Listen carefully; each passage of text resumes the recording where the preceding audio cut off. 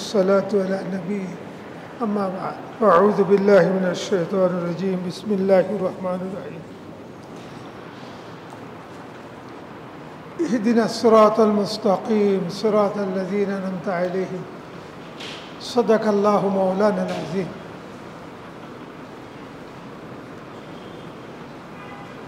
Khilgaon June কর্তৃক আয়োজিত আজকে ওলামা মাশায়েখের সম্মেলনের সম্মানিত সভাপতি, আন্তর্জাতিক মজলিসে তাহাফুজে খতম নবুয়তের সহসভাপতি, খিলগাঁও মাখজানুরুল মাদ্রাসার সম্মানিত মহাপরিচালক হযরত মাওলানা জহুরুল ইসলাম সাহেব, আজকের প্রধান অতিথি আমাদের সবচেয়ে বাংলাদেশের শ্রদ্ধাভাজন ব্যক্তিত্ব, বয়োজ্যেষ্ঠ আলেমে দ্বীন, মধুপুরের পীর শাহ হুজুর হযরত মাওলানা আব্দুল হামিদ মদ্দাতুল আলী সহ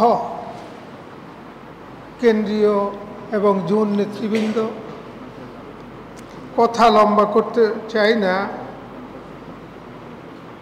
সবাই এক কথা বলেছেন বারবার, সেটা আর আমি উপস্থাপন করতে চাই না। আজকের উপস্থিতির ব্যাপারটা এটা আমাদের খিলগাঁও জুনের নেতৃবৃন্দ আছেন অনেকেই, তারা সেটা কেন হয়েছে সেটা বের করার চেষ্টা করবেন। আমার মনে হয় দু একজনে আমার কাছে বলেছেন দাওয়াতটা পান নাই, এমনকি আমার কাছে একজন এখন বলল কালকে রাত্রে আমাকে দাওয়াত দিয়েছে।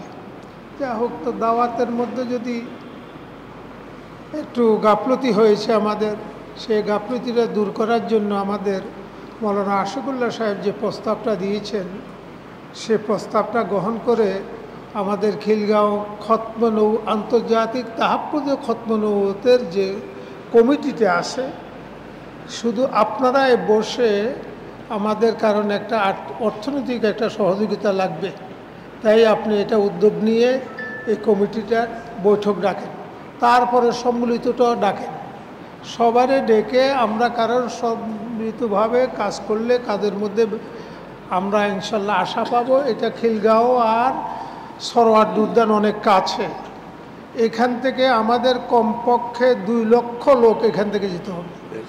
আমরা আশা করতেছি আগামী 15 তারিখ সরোয়ার্দী উদ্যান নয়, পুরা ঢাকা শহর জনসমুদ্রে পরিণত হবে ইনশাআল্লাহ। আমি গতকাল 3টা প্রোগ্রাম করেছি।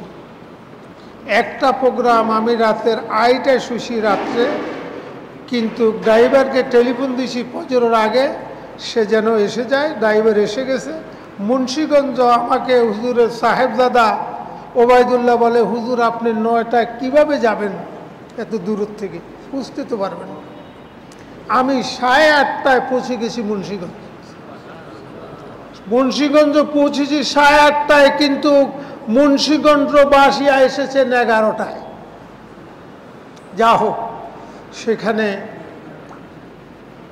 সম্মেলন শেষ করে 12:30 রওনা দিছি ঢাকা। উনি বারবার টেলিফোন করতেছেন ডিএমপি কমিশনার কাছে, আমাকে যেতে হবে, আমাকে যেতে হবে, অন্য কেউ যাকবার, আমাকে যেতে হবে, মজবুর করে ফেলছেন। যা হোক, আসছি। এসে উনি একবার নামায় আবার উঠায়, উনিও মুসিবতে পড়ছেন বেচারা। যা হোক, শেষ পর্যন্ত সেখানে গেলাম। আমাদের এই সম্মেলনকে বানচাল করার জন্য কাদিয়ানিরা তৎপরতা চালাচ্ছে। তারই অংশ হিসেবে আপনারা হয়তো জানতে পেরেছেন, তারা 14 তারিখ একটা প্রোগ্রাম শো করেছে, কিন্তু এটা ডিএমপি কমিশনারের সেখানে পৌঁছে নাই, এবং আমরা বলে আসছি দিবে না, আশা করি দিতে পারবে না। দিলে ডিএমপি কমিশন ঘেরাও করা হবে। কোন সরোয়ার্দী উদ্যানে 1 সপ্তাহ আগে কোন প্রোগ্রাম আমরা বরদাস্ত করব না, কারণ 1 সপ্তাহ থেকে আমাদের কাজ শুরু হবে সেখানে। আর এটা আন্তর্জাতিক মহাসম্মেলন, এটা একটা সাধারণ ব্যাপার না, যেখানে সারা বিশ্ব থেকে বরেণ্য স্কলারবৃন্দ আসছেন। এটা বাংলাদেশের জন্য একটা বিরাট গৌরব। বন্ধুরা আমার, খতম নবুয়ত, তাহাফ্ফুজে খতম নবুয়তের ব্যানারে কাজ তো অনেক দিন থেকে হচ্ছে, সব ব্যানারে কাজ হচ্ছে, হবে ইনশাআল্লাহ। সকল ব্যানারওয়ালার যারা আমরা ইসলামিক দলের সাথে আছি, সংগঠনের সাথে আছি, সবার একটা দাবি আছে কাদিয়ানীদেরকে অমুসলিম ঘোষণা করা। কিন্তু দুঃখজনক কথাটা, এটা বললে আপনারা অনেকে রাগ করবেন। হেফাজতেরও 13 দফার মধ্যে এক দফা আছে কাদিয়ানীদের। ওই ইসলামী আন্দোলন আমাদের হাত পাকা আছে না, এমনি বাতাস দিতে থাকে দেখেন না, তো হাত পাকারও একটা আছে দাবি। মজলিসে আছে 2 গ্রুপ, তাদেরও আছে। হ্যাঁ, খেলাফত আন্দোলন আছে, কত আন্দোলন। জমিয়ত উলামা ইসলামের সিনিয়র সহ বক্তব্য দিয়ে গেছেন, তারও আছে এ দাবি। কিন্তু এই দাবির জন্য তারা নেমেছেন, এই দাবির জন্য একটা মিটিং করেছেন, একটা মিছিল করেছেন। কেন মধুপুরী বিশ্বাস হুজুর এই বৃদ্ধ বয়সে, 90 বছর বয়সে তিনি বের হয়েছেন, হযরত হাফিজ হুজুর মতো আল্লাহর বান্দা বের হয়ে গেছেন, সারা পৃথিবী ভ্রমণ করছেন। এই বিগত প্রায় 1 মাসের মধ্যে বাংলাদেশ তো করতেছেন, বাংলাদেশের বাহিরে সৌদি আরব 2 বার গেছেন, পাকিস্তান গেছেন, আফগানিস্তান গেছেন, দুবাই গেছেন। এতগুলা রাষ্ট্র যে বলবেন যে হুজুর বিমানে গেছেন, সফর করেন, সফর এক নোক্তা বেশ কম। কেতাতুম মিনান নার, হাদিসে আছে কেতাতুম মিনান নার। কালকে রাত্রে তিনি পেনের থেকে প্রোগ্রাম করে রাতের 1টায় আসছে মদনপুর, সেখানে অবস্থান করে সেখান থেকে এখানে ফজর পর চলে আসছে। উনার মতো বয়স বৃদ্ধ বুজুর্গ মানুষ।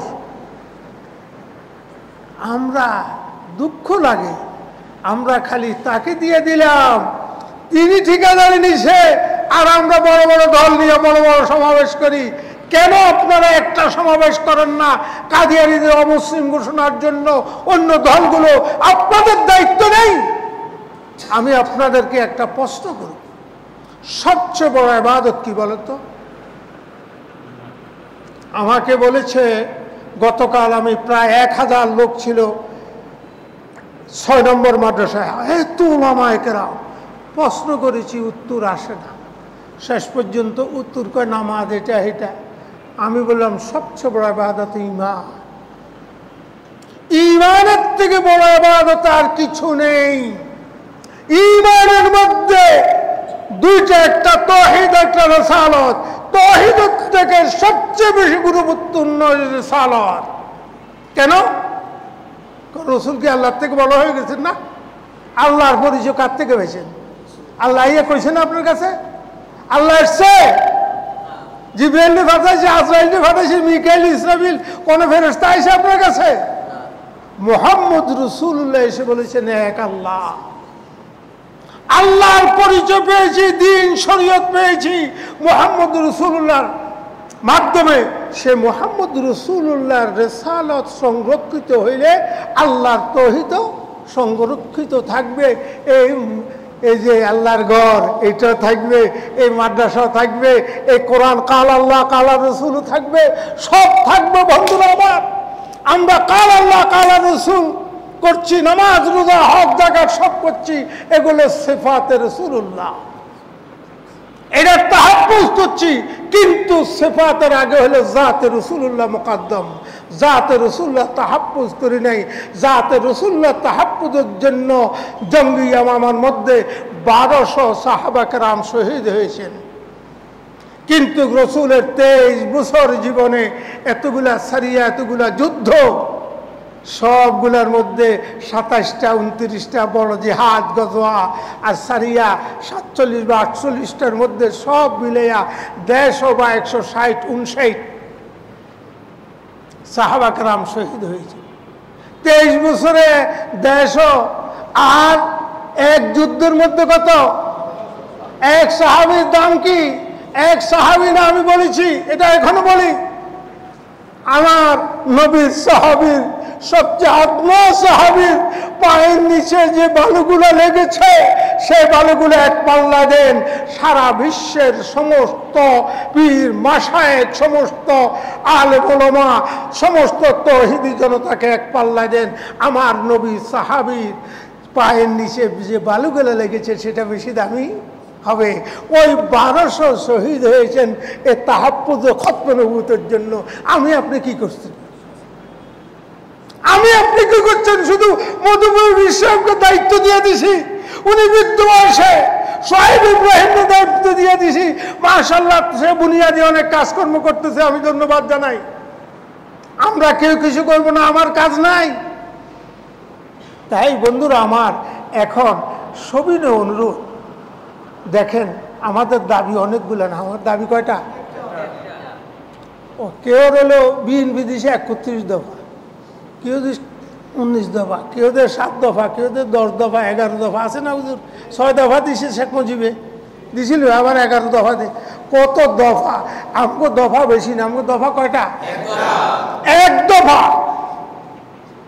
এক দফা, এক দাবি। কাদিয়ানীদেরকে অমুসলিম ঘোষণা করার দাবি।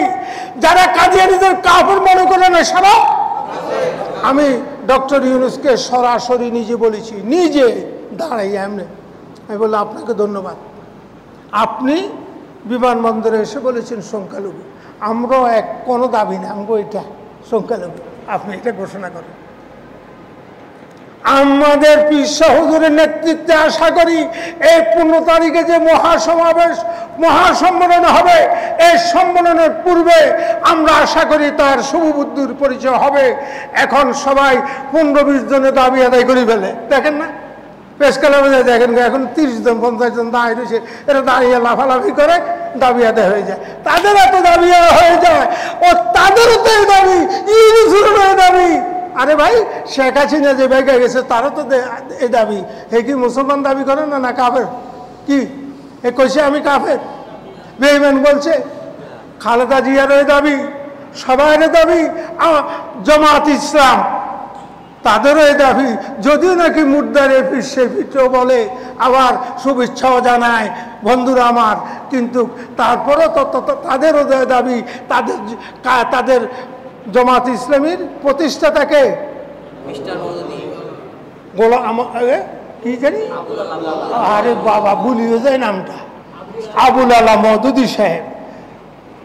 আবুল আলা মওদুদী সাহেবের কি ফাঁসির অর্ডার হয়েছে, বাংলাদেশের কোনো আলেম ছিলেন না, খতিবে আজম থেকে নিয়ে শামসুল হক ফরিদপুরি রহমতুল্লাহ সহ, আতালি সাহেব সহ সবাই টেলিগ্রাফ পাঠাইছে পাকিস্তান সরকারের কাছে, খবরদার তাকে ফাঁসি দিতে পারবে না, কারণ কাদিয়ানি কাফের। এই ইস্যুর মধ্যে আমরা একমত, তার ফাঁসির রায় নাকচ করো। তাই তাদেরও তো এই দাবি, তারও তো এই দাবি। তো সবাই যখন এই দাবি, সব দল সবার একটাই দাবি, তো এই দাবিতে আমাকে ডাক্তার ইউনূস আমরা বুঝাইয়া বলে আদায় করতে পারবো না ইনশাআল্লাহ। আমি আশা করি আমার হুজুর যদি সাহস করেন, আমরা ডক্টর ইউনূস কাছে একটা বড় প্রতিনিধি দল যাব, যে তাকে ভালো করে বুঝাবো এটা অন্য কোনো কিছু না।